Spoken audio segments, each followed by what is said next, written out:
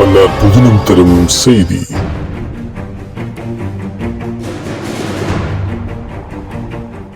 நேற்றைய தினம் ஈரான் ஏவியிருந்த 2 ஏவுகணைகள் உலகத்தின் ஆச்சரிய கண்களை அகல விரிக்க வைத்துள்ளன. ஈரானின் இத்தனை சதவீதமான ஏவுகணை பலத்தை சிதைத்து விட்டோம், ஈரானின் இத்தனை ஏவுகணை செலுத்திகளை அழித்து விட்டோம் என்று அமெரிக்காவும் இஸ்ரேலும் புள்ளி விவர கணக்குகளை வெளியிட்டுக் கொண்டிருக்க, அமெரிக்காவோ இஸ்ரேலோ கற்பனை செய்து கூட பார்த்திராத ஒரு ஏவுகணையை ஏவி அனைத்து தரப்பினதும் கணிப்புகளையும் தவிடுபொடியாக்கி இருக்கின்றது ஈரான். இந்திய பெருங்கடலில் தியாகோகசியா தீவில் அமைக்கப்பட்டிருக்கின்ற அமெரிக்க பிரித்தானிய கூட்டுப்படை தளத்தின் மீது ஈரான் நேற்று ஏவியிருந்த 2 ஏவுகணைகளை அமெரிக்கா இஸ்ரேல் உட்பட யாருமே எதிர்பார்த்திருக்கவில்லை. ஈரானிடம் அப்படியான ஒரு ஏவுகணை இருக்குமென்றோ, இத்தனை அழிவுகளை ஈரான் மீது நிகழ்த்திய பின்பும் ஈரானினால் இப்படியான ஒரு தாக்குதலை நடத்த முடியுமென்றோ யாருமே நினைத்து கூட பார்க்கவில்லை. ஆனால் ஈரான் அழிக்கப்படவில்லை என்பதையும், தனது எதிரிகளை தாக்கக்கூடிய பலத்துடன் தான் அது தொடர்ந்து இருந்து கொண்டிருக்கின்றது என்பதையும் தியாகோகசியா அமெரிக்க பிரித்தானிய கூட்டுப்படை தளத்தின் மீது மேற்கொண்ட தாக்குதலினூடாக நேற்றைய தினம் ஈரான் நிரூபித்திருக்கின்றது. தியாகோகசியா தீவு என்பது ஈரானில் இருந்து சுமார் 3700 கிலோமீட்டர் தூரத்தில் இருக்கின்றது. உலகத்தின் கணிப்பின்படி ஈரானினால் தொட்டுவிடக்கூடிய தூரத்தை கடந்துதான் அமெரிக்காவின் அந்த தளம் இருக்கின்றது. யுத்தம் ஆரம்பமான போது ஈரானிடம் இருக்கின்ற ஏவுகணை பலம் பற்றி கணிப்புகளை வெளியிட்டு வந்த அமெரிக்கா, ஈரான் வசம் அதிகபட்சம் 2500 கிலோமீட்டர் தூரம் வரை சென்று தாக்கக்கூடிய பாலிஸ்டிக் ஏவுகணைகள் மாத்திரம்தான் இருக்கின்றது என்று கணிப்பு வெளியிட்டிருந்தது. ஈரான் 5000 கிலோமீட்டர் தூரம் வரை சென்று தாக்குதல் நடத்தக்கூடிய ஏவுகணைகளை தயாரிப்பதற்கு திட்டமிடுகின்றது என்றும், அப்படியான ஏவுகணைகளை தயாரிப்பதற்கு முன்னர் ஈரானின் ஏவுகணை பலத்தை சிதைத்துவிட வேண்டும் என்று கூறித்தான் ஈரான் மீதான தங்களது போரையும் நியாயப்படுத்தியும் வந்தது. ஈரானிடம் இப்படியான நீண்ட தூர ஏவுகணைகள் இருக்கும் என்பதை அமெரிக்கா உட்பட யாருமே கற்பனை செய்து கூட பார்க்கவில்லை. ஆனால் நேற்றைய தினம் ஈரான் ஏவியிருந்த 2 ஏவுகணைகளின் வீச்சு 4000 கிலோமீட்டர். அது 5000 கிலோமீட்டர் தாக்குதல் வீச்சை கொண்ட ஏவுகணைகள் என்றும் சிலர் கூறுகின்றார்கள். இத்தனை தூர வீச்சு கொண்ட ஏவுகணைகள் ஈரானிடம் இருப்பது என்பது ஐரோப்பாவின் பல முக்கிய நகரங்கள் ஈரானின் ஏவுகணை வீச்சுக்குள் இருக்கின்றதான செய்தியை உலகிற்கு கூறுவதாக இருக்கின்றது. இது பல ஐரோப்பிய நாடுகளையும் அமெரிக்காவையும் அதிர்ச்சிக்குள்ளாழ்த்தியுள்ளது. அது மாத்திரமல்ல, ஈரான் மீது அமெரிக்காவும் இஸ்ரேலும் தொடுத்துள்ள யுத்தத்தில் ஈரான் இன்னமும் தாக்குதல் பலத்துடன் தான் நின்று கொண்டிருக்கின்றது என்கின்ற உண்மையையும் வெளிப்படுத்தி நிற்கின்றது. நேற்றைய தினம் தியாகோகசியாவில் உள்ள அமெரிக்க பிரித்தானிய கூட்டுப்படை தளத்தை குறிவைத்து ஈரான் ஏவியிருந்த ஏவுகணை ஈரானின் கொரம்ஷா 4 ஏவுகணை வகையைச் சேர்ந்ததாக இருக்கலாம் என்று சில ஆய்வாளர்கள் கூறுகின்றார்கள். 20 தொன் எடையுள்ள IRBM, அதாவது இன்டர்மீடியட் ரேஞ்ச் பாலிஸ்டிக் மிசைலாக அது இருக்கலாம் என்றும் சிலர் கூறுகின்றார்கள். அதேபோன்று நேற்றைய தினம் ஈரான் ஏவியிருந்த ஏவுகணைகள் ஈரானின் புதிய தயாரிப்பான செஜில் 3 ஏவுகணைகளாக இருக்கலாம் என்றும் சில ஆய்வாளர்கள் கூறுகின்றார்கள். அதேவேளை நேற்றைய தினம் ஈரான் ஏவியிருந்த அந்த ஏவுகணைகள் வான்வெளியில் இருந்து ஏவக்கூடிய சிமோர்க் ஸ்பேஸ் லான்ச் ராக்கெட் என்ற ஏவுகணையின் மேம்படுத்தப்பட்ட வடிவமாக இருக்கலாம் என்றும் சில ஆய்வாளர்கள் கூறுகின்றார்கள். ஆனால் இங்கு மிக முக்கியமாக பார்க்கப்பட வேண்டிய விடயம் என்னவென்றால், உலகின் பல கண்டங்களை ஈரான் தனது தாக்குதல் வீச்சு எல்லைக்குள் கொண்டு வந்து விட்டுள்ளது என்பதுதான்.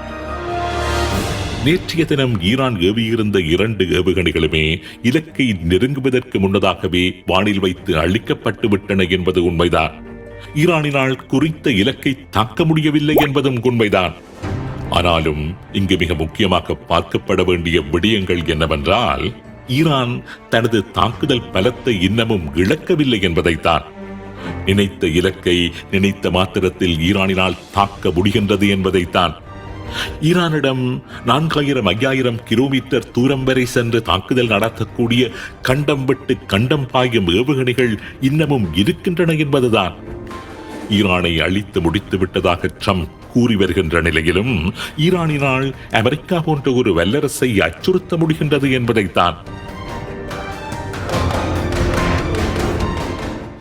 நேற்று இரவு இஸ்ரேலின் அணுநிலைகள் அணுவாயுதங்கள் இருப்பதாக நம்பப்படுகின்ற டிமோனா மற்றும் அரன் போன்ற இடங்களில் ஈரான் மேற்கொண்ட பாலிஸ்டிக் ஏவுகணை தாக்குதல்களும் ஈரானின் தாக்குதல் பலத்தை பறைசாற்றுவதாக இருக்கின்றது. இஸ்ரேலின் வான் பாதுகாப்பு பொறிமுறைகளை எல்லாம் மீறி ஈரானின் 3 ஏவுகணைகள் இந்த பிரதேசத்தை நேரடியாக தாக்கியுள்ளதாகவும் 100 பேர் வரையில் காயமடைந்துள்ளதாகவும் ஆரம்ப கட்ட தகவல்கள் தெரிவிக்கின்றன.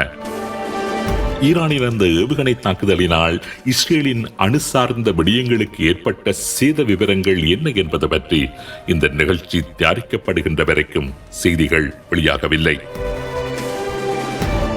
இன்றைய நிகழ்ச்சியில் அடுத்ததாக உங்களை ஈரானின் ஏவுகணை சிதறல்கள் விழுந்து வெடித்த ஒரு இடத்திற்கு அழைத்துச் செல்ல இருக்கின்றோம்.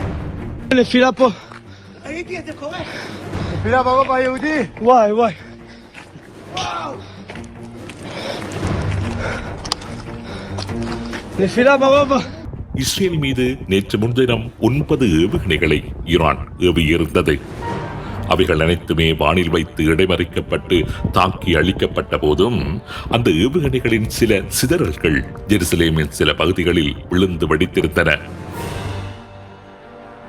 குறிப்பாக ஜெருசலேமில் உள்ள அல்-அக்ஸா மசூதி மற்றும் யூதர்களின் புலம்பலின் சுவர் போன்ற மிகவும் பிரசித்தி பெற்ற இடங்களுக்கு அருகில் விழுந்து வெடித்திருந்தன. ஈரானின் ஏவுகணை சிதறல்கள் விழுந்து வெடித்த அந்த இடம் எப்படி இருக்கின்றது என்று அருகில் சென்று காண்பித்தார் ஐபிசி தமிழின் இஸ்ரேலிய செய்தியாளர். அமெரிக்க இஸ்ரேல் கூட்டுப்படைகளுக்கும் ஈரானுக்கும் இடையில நடக்கின்ற 22வது நாள் யுத்தத்தில் உங்களை நான் எருசலேமில் சந்திக்கிறேன். நான் நிற்கிற இடம் எருசலேமில் இருக்கிற ஒலிவு மலை. எனக்கு எதிரே நீங்க பார்க்குற அந்த பெரிய ஏரியா தான் ஜெருசலேமுடைய ஓல்ட் சிட்டி. இந்த ஓல்ட் சிட்டி ஏறக்குறைய 220 ஏக்கர் பரப்பளவு உள்ள பகுதி. இந்த ஓல்ட் சிட்டி 4 பிரிவாய் பிரிக்கப்பட்டிருக்கு, 4 பகுதிகளாய் பிரிக்கப்பட்டிருக்கு. முதலாவது ஜூவிஷ் குவார்ட்டர்ஸ், யூதர்கள் வசிக்கின்ற பகுதி. 2வது கிறிஸ்டியன் குவார்ட்டர்ஸ், கிறிஸ்துவர்கள் வசிக்கின்ற பகுதி. 3வது இஸ்லாமியில் வசிக்கக்கூடிய முஸ்லிம் குவார்ட்டர்ஸ். 4வது பகுதி ஆர்மீனியர்கள் என்று அழைக்கப்படக்கூடிய ஆர்மீனிய கிறிஸ்துவர்கள் வசிக்கக்கூடிய இன்னொரு பகுதி, ஆர்மீனியன் குவார்ட்டர்ஸ் என்று அழைக்கப்படும். இப்போ நேற்றுக்கு 9 முறை ஈரான் இஸ்ரேல் நோக்கி ஏவுகணை தாக்குதல்களை நடத்தினது. இதில் 3 ஏவுகணைகள் கிளஸ்டர் குண்டுகள், கிளஸ்டர் பாம்ஸினால் நிரப்பப்பட்ட ஏவுகணையில் சுமந்து வந்ததா இருந்தது. இந்த 3 பாலிஸ்டிக் மிசைல்ஸும் இன்டர்செப்ட் பண்ணப்பட்டது. இஸ்ரேலில் பல வான் பரப்புகளை இன்டர்செப்ட் பண்ணப்பட்டது. அப்போ இந்த இஸ்ரேலில் பார்த்தீங்கன்னா ஜெருசலேம்ல இந்த வான் பரப்புல வந்த ஒரு பாலிஸ்டிக் மிசைல் இன்டர்செப்ட் பண்ணப்பட்ட பொழுது அதனுடைய சிதறல்கள் விழுந்த பகுதி தான் இன்னைக்கு நான் உங்களுக்கு காமிக்க போறேன். அது குறிப்பாய் நீங்க எனக்கு ஆப்போசிட்ல எதுக்கு நீங்க பாக்குறீங்களா, அப்போ நீங்க பாக்குற இந்த பகுதி யூதர்கள் வசிக்கக்கூடிய பகுதி. சரியா? இந்த இடத்துல நேற்றைக்கு இன்டர்செப்ட் பண்ணப்பட்ட ஒரு மிகப்பெரிய சிதறல் அது விழுந்து இந்த இடத்துல ஒரு பாதிப்பை ஏற்படுத்தி இருக்கிறது. அதை இன்னைக்கு நம்ம பார்க்க போறோம். ஆனா அதற்கு முன்பதாக உங்களுக்கு ஒரு சின்ன ஒரு இன்ட்ரோடக்ஷன், ஓல்ட் சிட்டியை பத்தியான ஒரு இன்ட்ரோடக்ஷன். இதுல நீங்க பார்க்குற இந்த மிகப்பெரிய பரப்பளவு உள்ள இந்த பகுதி அல்-அக்ஸா மசூதி வளாகம். இதுதான் உலகத்திலேயே புவிசார் அரசியலில் மிகவும் பதட்டம் நிறைந்த பகுதி. அக்டோபர் 7ஆம் தேதி ஹமாஸ் நடத்தின தாக்குதலுக்கு அந்த மூவுக்கு அவர்கள் இட்ட பெயர் அல்-அக்ஸா ஃப்ளட், அல்-அக்ஸா பிரளயம் அல்லது அல்-அக்ஸா வெள்ளப்பெருக்கு அப்படிங்கிற மாதிரி நம்ம தமிழில் அர்த்தம் கொள்ளலாம். அப்போ அந்த அளவுக்கு பெரிய பதட்டம் நிறைந்த ஒரு டென்ஸ்டான இந்த பகுதி. இந்த நாட்கள்ல ரமலான் மாதம் இருக்கின்றபடினால வெள்ளிக்கிழமை நேற்றைக்கு திரளான அரபு இஸ்லாமியர்கள் இங்க தொழுகை நடத்தி கொண்டிருந்த நேரம், மதிய நேரத்துல ஈரான்ல இருந்து வந்ததான மிசைல் இன்டர்செப்ட் பண்ணப்பட்டு அதனுடைய அந்த சிதறல்கள் ஜூவிஷ் குவார்ட்டர்ல விழுந்து ஒரு பாதிப்பை ஏற்படுத்தி இருக்கிறது. இந்த காலம் ஒரு பண்டிகை காலம் அப்படின்னு சொல்லலாம். யூதர்களுக்கு வரக்கூடிய அடுத்த ஒரு சில நாட்கள்ல அவர்களுக்கு பாஸ்ஓவர் பண்டிகை, பஸ்கா பண்டிகை வரப்போகுது. கிறிஸ்துவர்களுக்கு ஈஸ்டர் பண்டிகை வரப்போகுது. அப்போ இந்த போன வாரத்திலேயே கிறிஸ்துவர்களுக்கும் யூதர்களுக்கும் இஸ்லாமியர்களுக்கும் புனித தலமாக கருதப்படுகிற 3 புனித தலங்களும் பெரிய அளவில் அச்சுறுத்துதல்கள், பாதுகாப்பு அச்சுறுத்துதல்கள் இருக்கிறது என்று சொல்லி இஸ்ரேலிய அரசாங்கமா இருக்கட்டும், ஜெருசலேமுடைய காவல்துறை பார்டர் போர்ஸா இருக்கட்டும், இங்கு எந்த வழிபாடுகளும் நடத்தக்கூடாது என்று சொல்லி அந்த பகுதிகள் எல்லாம் தடை செய்யப்பட்டிருந்தது. இந்த சூழ்நிலையில தான் நேற்றைய தினம் வெள்ளிக்கிழமை ஈரானுடைய இந்த தாக்குதல்கள் இங்கு உள்ள பக்தர்கள் மத்தியில் பெரிய ஒரு அதிர்ச்சியும் ஏற்படுத்தி இருக்கிறது. ஏன்னா ஏற்கனவே இந்த பகுதியில் மிகப்பெரிய அளவில் ஒரு பதட்டம் நிறைந்த பகுதியில் இந்த ஒரு நேற்று நடைபெற்ற தாக்குதல்கள் ஒரு பெரிய அதிர்ச்சியை ஏற்படுத்தி இருக்கிறது. ஏன்னா குறிப்பாய் உலகத்திலே மிகவும் பதட்டம் நிறைந்த இந்த பகுதி, இந்த பரப்பில், ஏன்னா இந்த பரப்பில் இப்படிப்பட்ட ஏவுகணை தாக்குதல் நடந்தது மூலமாக அதனுடைய சிதறல் விழுந்தது மிகப்பெரிய ஒரு அதிர்ச்சியை மக்களுக்குள் ஏற்படுத்தி இருக்கிறது. நம்ம அடுத்து என்ன பண்ண போறோம்னா, இங்க போய் ஜூவிஷ் குவார்ட்டர்ஸினுடைய பகுதியை பார்க்க போகிறோம்.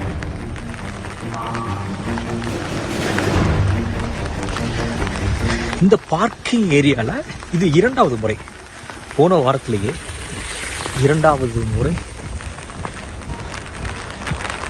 ஏவுகணை இன்டர்செப்டட் ஏவுகணைகளுடைய வழிமறித்து வானத்திலேயே இடைமறித்து தாக்கப்பட்ட ஏவுகணையினுடைய சிதறல்கள் 2வது முறையாக இதே பகுதியில் விழுந்திருக்கு. இது யூதர்கள் வாழக்கூடிய பகுதி. ஓல்டு வால்ஸ்லாம் பார்க்குறீங்க.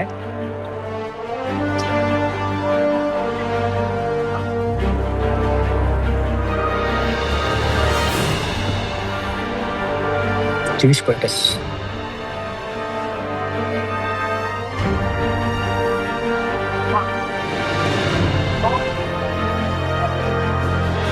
இங்க ஃபுல்லா இருக்குங்க, பார்க்குறோம்.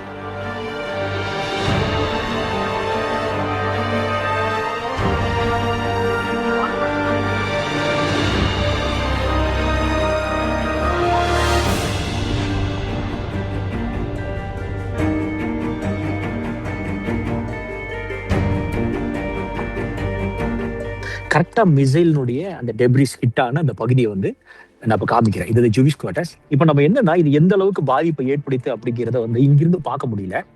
நம்ம கீழே போய் பார்க்கறதுக்கு வாய்ப்பு இருக்கான்னு சொல்லி நம்ம தேடலாம். எதிரில் பார்க்கறது தான் வந்து ஒளிவு மலை. இந்த ரோடு வந்து நான் நடந்து போகிற இந்த பகுதி, இது ஒரு மிகப்பெரிய பள்ளத்தாக்கு. ஜூவிஷ் குவார்ட்டர்ஸ் வந்து இன்றைக்கு ஷபாத் யூதர்களுக்கு ஒரு ஓய்வு நாள். இந்த நாட்கள்ல இந்த யுத்தத்தினுடைய 22வது நாள்ல ஜெருசலேம் ஓல்ட் சிட்டி எப்படி இருக்கு அப்படிங்கிறத நீங்க பார்க்கலாம். ஏன் மக்கள்லாம் இல்லைன்னா, இன்னைக்கு ஷபாத் யூதர்களுடைய ஓய்வு நாள் இருக்கிறதுனால இங்க ஆஃபீஸஸ், ஸ்கூல்ஸ், காலேஜஸ் எல்லாமே க்ளோஸ் பண்ணப்பட்டிருக்கும். அமெரிக்க இஸ்ரேல் கூட்டுப்படைகளுக்கும் ஈரானுக்கும் இடையிலே நடக்கிற யுத்தத்தினுடைய 22வது நாள். நேற்றுக்கு 21வது நாள், ஃப்ரைடே. நேற்றைய தினம் இஸ்லாமியர்களுக்கு இந்த ரமலான் மாதத்தில் மிக முக்கியமான ஒரு நாள். அதேபோல் யூதர்களை பொறுத்தவரையிலும் நேற்றுக்கு ஈவினிங் ஓய்வு நாள், ஷபாத் தொடங்குகிற ஒரு நாள். இந்த நேரத்தில் பார்த்தீங்கன்னா, இஸ்ரேலை நோக்கி ஏவப்பட்ட ஏவுகணைகள், குறிப்பாய் 3 பாலிஸ்டிக் மிசைல்ஸ் நேற்று ஏவப்பட்டது. அது இந்த வான்பரப்பில் இடைமறித்து தாக்கப்பட்ட பொழுது அதிலிருந்து விழுந்த சிதறல்கள் தான், விழுந்த இடம் தான் நீங்கள் பார்க்குறீங்க மேலே. இது எருசலேமில் இருக்கிற ஜூவிஷ் குவார்ட்டர்ஸ், யூதர்கள் வசிக்கக்கூடிய பகுதி. இது ஒரு பார்க்கிங் ஸ்லாட்னு வச்சுக்கோங்களேன். இதுக்கு மேலே இருக்கிறதுலாம் வந்து பார்க்கிங் ஸ்லாட். இந்த பார்க்கிங் ஸ்லாட்டில் இது 2வது முறை. போன வாரத்துக்கு முந்தின வாரம் நடந்த இதே மாதிரியான இன்டர்செப்ஷனில் இந்த சிதறல் விழுந்த இடம் வந்து இதுக்கு மேலே பக்கத்தில் இருக்குது. சின்ன ஒரு சிதறல் துண்டு விழுந்த இடம். இது நேற்றைக்கு பார்த்தீங்கன்னா, இது இந்த மேலே பார்க்குறீங்க. ஏன்னா மேலேருந்து அந்த வீடியோவில் பார்க்கும்பொழுது உங்களுக்கு தெளிவாக தெரியல. அதை இங்கேருந்து நான் உங்களுக்கு கீழேருந்து நான் காமிக்கிறேன். அது எந்த அளவுக்கு வந்து ஒரு டேமேஜ் உண்டு பண்ணியிருக்கு அப்படிங்கிறத நீங்கள் பார்க்கலாம். இது மிகப்பெரிய சத்தத்தோடு இங்கே கீழே விழுந்ததை பக்கத்தில் இருக்கிறவங்களாம் கேட்டிருக்காங்க. ஏன்னா இந்த நாட்களில் ஈரான் வந்து மோர் தென் 2 tons 2 டன்னுக்கு மேலான வெடிப்பொருட்கள் நிரப்பப்பட்ட ஏவுகணைகளை ஏவுகிறதாக ஈரானே சொல்லியிருக்கு. இந்த சூழ்நிலையில் மக்கள் வந்து இது ஒரு பண்டிகை காலம். ரமலான் பண்டிகை, பாஸ்ஓவர் பண்டிகை யூதர்களுக்கு வருது, கிறிஸ்தவர்களுக்கு ஈஸ்டர் பண்டிகை வருது. இந்த நாட்களில் இந்த போர் முடிந்தால் நலமாக இருக்கும் அப்படிங்கிறது எங்களுடைய மக்களுடைய விருப்பமாக இருக்கிறது. இதுதான் இந்த 21வது நாளினுடைய ஒரு அப்டேட். நான் வந்து 22ஆம் தேதி கொடுத்துருக்கேன். தொடர்ந்து உங்களுடைய இந்த செய்திக்கான, இந்த வார் நியூஸுக்கான அப்டேட்ஸ்க்கு நீங்கள் ஐபிசி தமிழை சப்ஸ்கிரைப் பண்ணி நீங்கள் ஜாயின் பண்ணுங்கள். அது ஒவ்வொரு நோட்டிஃபிகேஷன் உங்களுக்கு வரும் பொழுது அப்டேட்ஸை தெரிஞ்சுக்க அது ஈஸியாக இருக்கும்.